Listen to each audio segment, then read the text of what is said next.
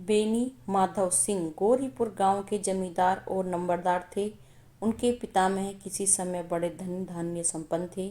गांव का पक्का तालाब व मंदिर, जिनकी अब मरम्मत भी मुश्किल थी, उन्हीं की कीर्ति स्तंभ थे। कहते हैं इस दरवाजे पर हाथी झूमता था। अब उसी जगह एक बूढ़ी भैंस थी, जिसके शरीर में अस्थि पंजर के सिवा कुछ और शेष न रह गया था, पर दूध शायद बहुत देती थी, क्योंकि एक न एक आदमी हांडी के लिए उसके सिर पर सवार रहता था। बेनी माधव सिंह अपनी आधी से अधिक संपत्ति वकीलों को भेंट कर चुके थे। उनके वर्तमान आय 1000 रुपये वार्षिक से अधिक न थी। ठाकुर साहब के 2 बेटे थे। बड़े का नाम श्रीकंठ था और उसने बहुत दिनों के परिश्रम और उद्योग के बाद बीए की डिग्री प्राप्त की। अब एक दफ्तर में नौकर था। छोटा सा लाल बिहारी सिंह दोहरे बदन का सजीला जवान था। भरा हुआ मुखड़ा, चौड़ी छाती।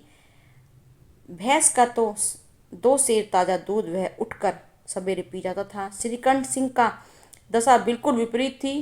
इन नेत्र प्रिय गुणों को ही इन्होंने 2 अक्षर निछावर कर दिए। इन 2 अक्षरों ने उनके शरीर को निर्बल और चेहरे को कांतिहीन बना दिया। इसी से वेदक ग्रंथों पर उनका विशेष प्रेम था। आयुर्वेदिक औषधियों पर उनका अधिक विश्वास था। शाम सवेरे से उनके कमरे में प्राय खरल की सुरीली कर्ण मधुर सुनाई देती थी। लोहार और कलकत्ते में वेदों से पढ़ी लिखी हुई रहती थी। श्रीकंठ इस अंग्रेजी डिग्री की अधिपति होने से भी अंग्रेजी सामाजिक प्रथाओं के विशेष प्रेमी न थे, बल्कि वह बहुधा बड़े जोर से उनकी निंदा कर तिरस्कार करते थे। इसी गांव में उनका बड़ा सम्मान था।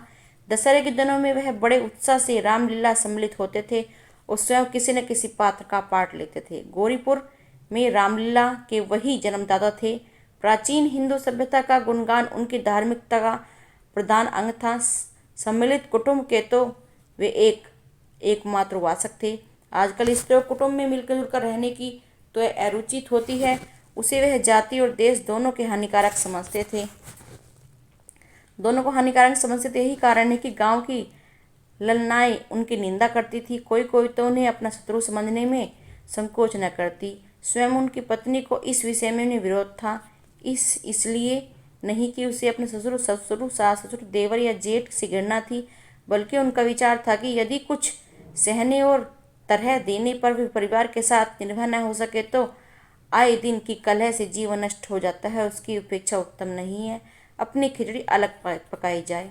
आनंदी एक बड़े उच्च कुल की लड़की थी। उसके माँ बाप एक छोटी सी रियासत के ताल्लुकात रखते थे। विशाल भवन, एक हाथी, 3 कुत्ते, बाज, बहरी, सिकरे, झांड, फानुस, अनारी, मजिस्ट्रेट और रण, जो एक प्रतिष्ठित ताल्लुकेदार के भोग पदार्थ थे। सभी यहाँ विद्वान थे।